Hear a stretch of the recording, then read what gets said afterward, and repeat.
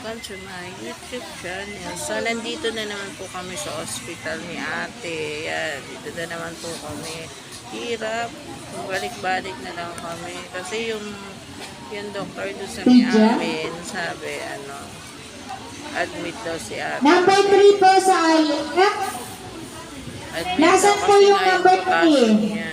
Pero, pumunta naman ako na ibang doktor. Makaya niya pizza sa kabila. Kasi, mahirap mag-admit Mahirap i-admit yung mga pera din yan. Kaya, yun, ginagamot yung niya, yung kanyang sa ihi, sa dugo. Tapos yun sa potassium niya mababa. Ayun, pila na naman kami para sa panibagong Kasi dun sa may amin, admit yung gusto. Dito Wait lang po ha, wait lang.